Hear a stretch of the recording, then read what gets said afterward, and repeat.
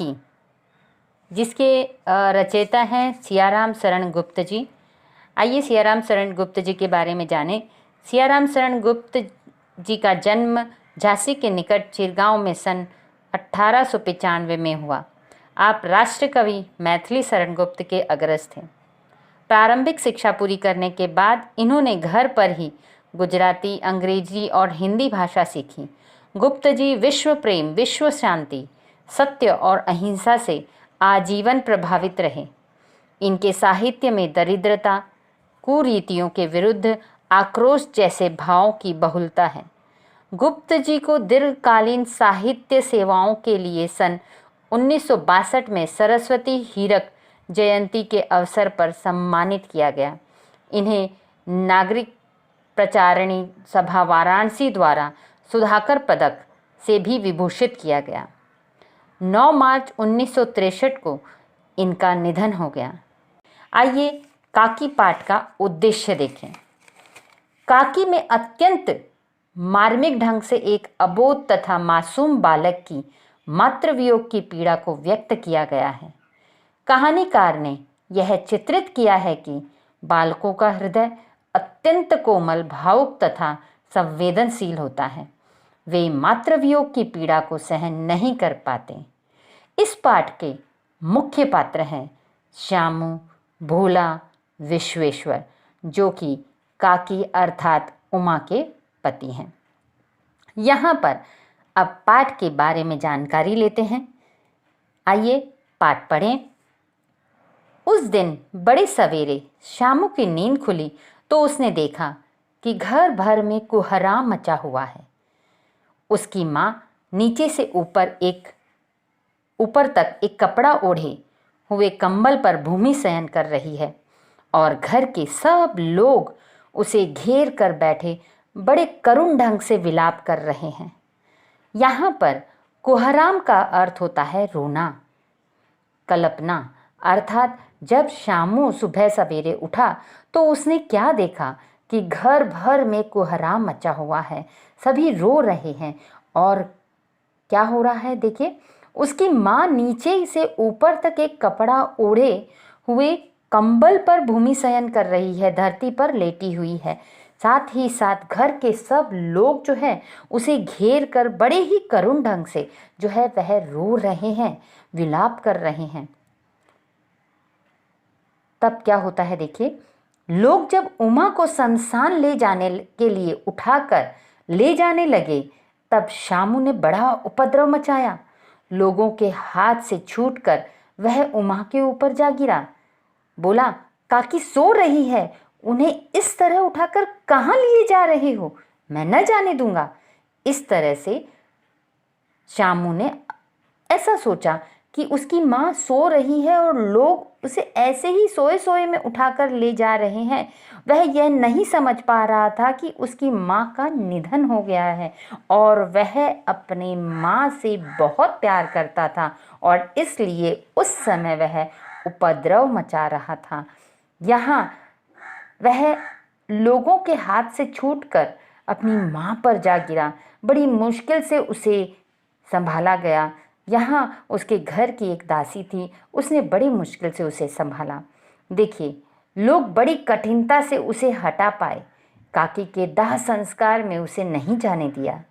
एक दासी राम राम करके उसे घर पर ही संभाली रही।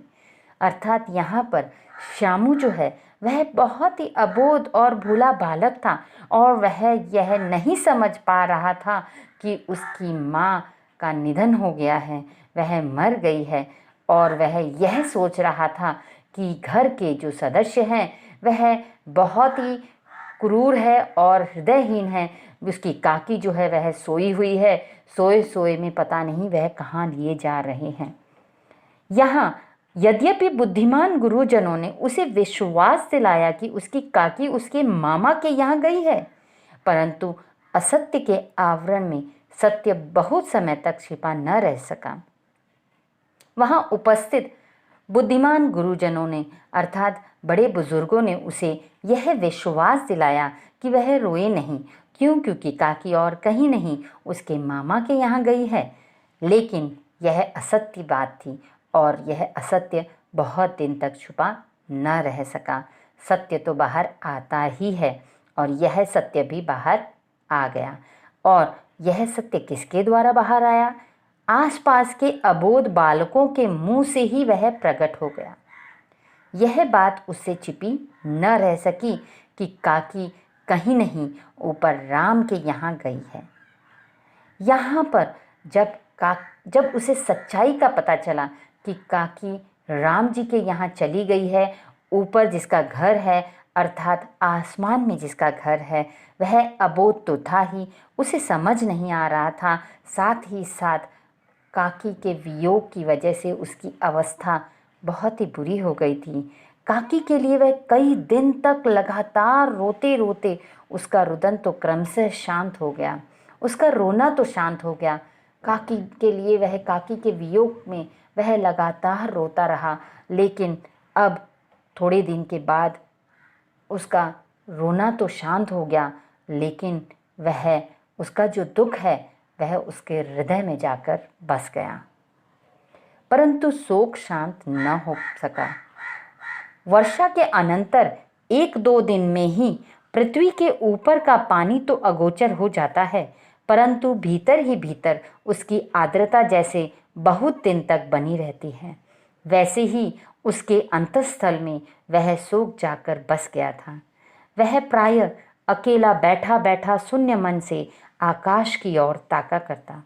यहाँ बताया है कि काकी के वियोग में श्यामू की बहुत ही बुरी स्थिति हो गई थी और वह इस प्रकार हो गई थी कि जिस प्रकार जब वर्षा होती है तो धरती के ऊपर पानी जमा हो जाता है, लेकिन वर्षा जब खत्म हो जाती है और 2-3 दिन के बाद जब हम देखते हैं तो धरती का पानी तो सूख जाता है, लेकिन धरती के भीतर जो मिट्टी होती है उसमें उस पानी की आर्द्रता बनी रहती है, नमी बनी रहती है। उसी प्रकार श्यामू के आँखों का पानी तो सूख गया था, लेकिन माँ के वियोग की पीड़ा उसके हृदय में जाकर बस गई थी। और अब वह प्राय क्या करता था? अकेला बैठा बैठा शून्य मन से आकाश की ओर ताका करता था। वह चुपचाप खिड़की में बैठा रहता और शून्य मन से बिना कुछ उसे समझ ही नहीं आ रहा था कि क्या करे, और इसलिए वह आकाश की ओर ताका करता था। आकाश की ओर इसलिए ताका करता था कि उसे ऐसा लगता था कि ऊपर राम जी हैं और राम जी के यहाँ वह काकी गई है, शायद उसकी माँ उसे दिखाई दे जाए। यहाँ एक दिन उसने ऊपर आसमान में पतंग उड़ती देखी। न जाने क्या सोचकर उसका हृदय एकदम खिल उठा। विश्वेश्वर के पास जाकर बोला, काका मुझे एक पतंग मंगा दो। यहाँ वह अपने पिता को भी किस नाम से संबोधित करता था? काका। यहाँ अपनी माँ उमा को भी वह काकी के नाम से संबोधित करता था। एक दिन जब वह शून्य मन से आसमान की ओर ताक रहा था, तब उसने ऊपर आसमान में पतंग जो है वह उड़ती हुई देखी, और वह पता नहीं उसने क्या सोचा कि उसका एकदम हृदय जो है वह खिल उठा, मानो उसे माँ को ऊपर से नीचे बुलाने का रास्ता सूझ गया था। और वह तुरंत वहाँ से भागा और अपने पिता अर्थात विश्वेश्वर को जाकर उसने कहा, मुझे एक पतंग मंगवा दो। हालांकि विश्वेश्वर जी की भी हालत कुछ ठीक नहीं थी। पत्नी की मृत्यु के बाद विश्वेश्वर अन्यमनस्क रहा करते थे। अन्यमनस्क अर्थात जिसका मन कहीं और न लगा हो, अर्थात उसका मन, विश्वेश्वर जी का मन कहीं भी नहीं लगता था। अपनी पत्नी की मृत्यु की वजह से, असमय मृत्यु की वजह से वह स्थिर नहीं हो पा रहे थे। यहाँ जब श्यामू ने पतंग मंगवाने की बात की तो उन्होंने उसे कह दिया, अच्छा मंगा दूंगा, कहकर वे उदास भाव से कहीं और चले गए। यहाँ श्यामू पतंग के लिए बहुत उत्कंठित था। वह अपनी इच्छा किसी तरह रोक न सका। एक जगह खूंटी पर विश्वेश्वर का कोट टंगा हुआ देखा। इधर उधर देखकर उसने एक स्टूल सरकाकर रखा और ऊपर चढ़कर कोट की जेबें टटोली। उनमें से एक चवन्नी का आविष्कार करके वह तुरंत वहाँ से भाग गया। अर्थात पहला प्रयास पतंग पाने का उसने क्या किया था? पहला प्रयास पतंग पाने का उसने अपने पिता अर्थात विश्वेश्वर से मंगवाने के लिए कहा था। लेकिन जब वह उसे यह कहकर उन्होंने टाल दिया कि अच्छा मंगवा दूंगा, तब वह शामू जो है वह अपने आप को रोक नहीं पाया और अपनी इच्छा को पूर्ण करने के लिए उसने दूसरा प्रयास किया। और दूसरा प्रयास यह था कि खूंटी पर विश्वेश्वर अर्थात उसके पिता का जो कोट टंगा था, उस कोट की जेबें टटोली और वहाँ से जेबें टटोल कर उनकी जेब से एक चवन्नी का आविष्कार किया अर्थात चवन्नी निकाली और वहाँ से वह भाग गया। अर्थात अपनी पतंग के पैसे को जुटा लिया। अर्थात वहाँ से भागकर वह कहाँ गया? सुखिया दासी का लड़का भोला शामू का समवयस्क साथी था। समवयस्क अर्थात समान आयु वाला। अर्थात उनके घर में जो सुखिया दासी काम कर रही थी, नौकरानी थी, उसका एक लड़का था। उसका नाम था भोला। वह शामू के ही उम्र का था और वह शामू का अच्छा साथी था, अच्छा मित्र था। शामू ने उसे चवन्नी देकर कहा, अपनी जीजी से कहकर गुपचुप एक पतंग और डोर मंगा दो। देखो खूब अकेले में लाना, कोई जान न पाए। अब यहाँ उसने जाकर अपनी दीदी को दे दी। भोला ने अपनी दीदी से पतंग भी मंगवा ली। अब पतंग आई, एक अंधेरे घर में उसमें डोर बांधी जाने लगी। शामू ने धीरे से कहा, भोला किसी से न कहो तो एक बात कहूँ? भोला ने सिर हिलाकर कहा, नहीं, किसी से नहीं कहूँगा। शामू ने सिर हिलाकर कहा, मैं यह पतंग ऊपर राम के यहाँ भेजूंगा। इसे पकड़कर काकी नीचे उतरेगी। मैं लिखना नहीं जानता, नहीं तो इस पर उनका नाम लिख देता। यहाँ अपनी विवशता को भी बताते हुए अपने मित्र भोला को शामू जो है वह अपनी योजना बता रहा है अपनी माँ को राम के यहाँ से नीचे उतारने की। यहाँ भोला भी उसी की तरह उसी की उम्र का साथी था और वह भी भोला ही था, लेकिन बातों से ऐसा वह जता रहा था कि वह शामू से थोड़ा अधिक समझदार था। यहाँ बताया है भोला शामू से अधिक समझदार था। उसने जब शामू की यह बात सुनी कि वह काकी को राम के यहाँ से इस पतंग के द्वारा नीचे बुलाएगा, तो उसने कहा, बात तो बहुत अच्छी है, परंतु एक कठिनता है। यह डोर पतली है, इसे पकड़कर काकी उतर नहीं सकती। इसके टूट जाने का डर है। पतंग में मोटी रस्सी हो तो सब ठीक हो जाएगा। शामू गंभीर हो गया। मतलब यह कि बात लाख रुपए की सुझाई गई है, परंतु कठिनता यह थी कि मोटी रस्सी कैसे मंगाई जाए। अब यहाँ शामू ने जब भोला की बात सुनी तो उसे बहुत ही सही लगी और उसे ठीक भी लगी, लेकिन उसके सामने एक बड़ी कठिनता आ गई कि बड़ी मुश्किल से उसने इस पतंग और डोर के लिए चवन्नी जुटाई थी। अब मोटी रस्सी के लिए कैसे पैसे जुटाएगा? अब पास में दाम है। यहाँ पर वह यह समझ नहीं पा रहा था कि अब क्या किया जाए। शामू गंभीर हो गया। मतलब यह कि बात तो लाख रुपए की सुझाई गई है, परंतु कठिनता यह थी कि मोटी रस्सी कैसे मंगाई जाए। पास में दाम है नहीं और घर के जो आदमी उसकी काकी को बिना दया मया के जला आए हैं, वे उसे इस काम के लिए कुछ नहीं देंगे। उस दिन शामू को चिंता के मारे बड़ी रात तक नींद नहीं आई। बेचारा रात भर सोचता रहा कि क्या करे और क्या ना करे, क्योंकि वह जानता था कि अगर घर वालों से किसी से मांगेंगे तो वह ऐसा सोचता था कि जिन लोगों ने बिना दया मया के उसकी काकी अर्थात उसकी माँ को सोए सोए में ले जाकर जला दिया है, वो लोग तो उसका पैसा उसको पैसा नहीं देंगे। इसलिए वह रात भर चिंता के मारे उसे नींद नहीं आ रही थी। अब पहले दिन की तरकीब से दूसरे दिन उसने विश्वेश्वर के कोट से 1 रुपया निकाला, ले जाकर भोला को दिया और बोला, देख भोला, किसी को मालूम न होने पाए, अच्छी अच्छी 2 रस्सियां मंगा दे। 1 रस्सी ओझी पड़ेगी। जवाहर भैया से मैं एक कागज पर काकी लिखवा रखूंगा। नाम की चिट रहेगी तो पतंग उन्हीं के पास पहुंच जाएगी। यहाँ पर रात भर उसकी चिंता यह रही कि पैसे कहाँ से आए।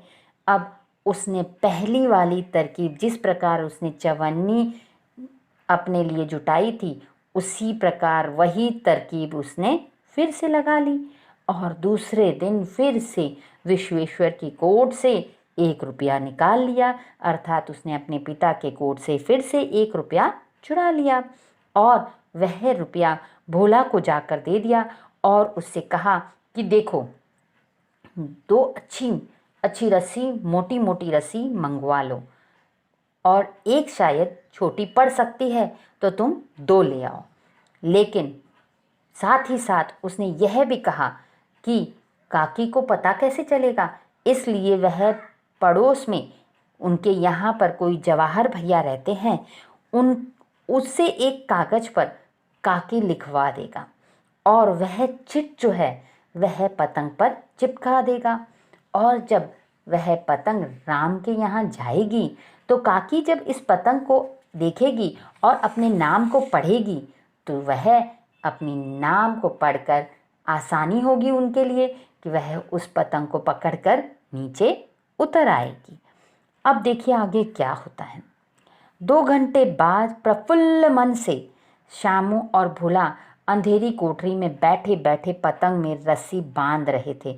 बड़ा ही शुभ कार्य हो रहा था कि राम के यहाँ से अपनी माँ को शामू बुलाने का प्रयत्न कर रहा था। अर्थात देखिए, बच्चे के मन में माँ के प्रति कितना प्रेम और वात्सल्य झलक रहा है। वह इतना अबोध है कि वह हर मुमकिन प्रयास करना चाहता है अपनी माँ को फिर से बुलाने का। वह उसके वियोग को सहन नहीं कर पा रहा है और यह इतना शुभ कार्य हो रहा है उसके हाथों से, क्या बताएं। अब इसी शुभ कार्य में विघ्न हो गया। अब विघ्न क्या था? अकस्मात शुभ कार्य में विघ्न की तरह उग्र रूप धारण किए हुए विश्वेश्वर वहां आ घुसे। जिस कमरे में वो शामू और भोला बैठे पतंग बांध रहे थे, पतंग को डोर बांध रहे थे, उसी कमरे में विश्वेश्वर आ गए। अब जब विश्वेश्वर के कोट में उन्होंने पैसे कम देखे तो वह ढूंढते ढूंढते उसी कमरे में पहुंच गए जहां शामू और भोला पतंग में डोर बांध रहे थे और शुभ कार्य कर रहे थे। और विश्वेश्वर वहां आ गए तो उस शुभ कार्य में विघ्न पड़ गया। उन्होंने यहाँ पर भोला और शामू को धमका कर बोले, तुमने हमारे कोट से रुपया निकाला है? भोला सकपकाकर, यहाँ भोला डर गया और एक ही डांट में मुखबिर हो गया। मुखबिर हो गया अर्थात उसने पूरा भेद खोल दिया और बोला, शामू भैया ने रस्सी और पतंग मंगवाने के लिए निकाला था। उसने सारा भेद विश्वेश्वर के सामने कह दिया। विश्वेश्वर ने बिना कुछ सोचे यह भोला के जब मुख से सुना कि शामू ने उनके जेब से पैसे निकाले हैं तो विश्वेश्वर ने क्या किया? विश्वेश्वर की प्रतिक्रिया यह हुई कि शामू को उसने 2 तमाचे जड़कर कहा, चोरी सीखकर जेल जाएगा? अच्छा, तुझे आज अच्छी तरह समझाता हूँ। यह कहकर फिर तमाचे जड़े और कान मलने के बाद पतंग फाड़ दी। यहाँ पर इस तरह के प्रतिक्रिया करने से पहले विश्वेश्वर ने यह जानने की कोशिश नहीं की कि शामू ने ऐसा क्यों किया। उसने सीधे सीधे जब भोला के द्वारा पता चला उसे कि शामू ने चोरी की है और उसके जेब से पैसे निकाले हैं, तब उसने बिना कुछ सोचे समझे उसकी पिटाई कर दी और कान मलकर उसकी पतंग भी फाड़ डाली और अब रस्सी की ओर देखकर उन्होंने कहा, यह किसने मंगाई? भोला ने कहा, इन्होंने मंगाई थी। इन्होंने अर्थात शामू ने मंगवाई थी और कहते थे कि इनसे पतंग तान कर काकी को राम के यहाँ से नीचे उतारेंगे। जब भोला ने इस बात को विश्वेश्वर के समक्ष कहा तो विश्वेश्वर हतबुद्धि होकर वहीं खड़े रह गए, अर्थात उन्हें ऐसी अवस्था हो गई कि वह कुछ सोच नहीं पा रहे थे। उन्होंने फटी हुई पतंग उठाकर देखी। उस पर चिपके हुए कागज पर लिखा हुआ था काकी, अर्थात वह शामू के मातृ वियोग को अब समझ रहे थे और वह उसकी पीड़ा को समझ रहे थे। लेकिन यहाँ वह ऐसी अवस्था में ऐसे जब इस तरह से पतंग पर चिट लगी हुई देखी तो वह हतबुद्धि होकर खड़े रह गए, अर्थात वह कुछ सोच पाने की अवस्था में नहीं रह गए। धन्यवाद। Do like and subscribe the channel.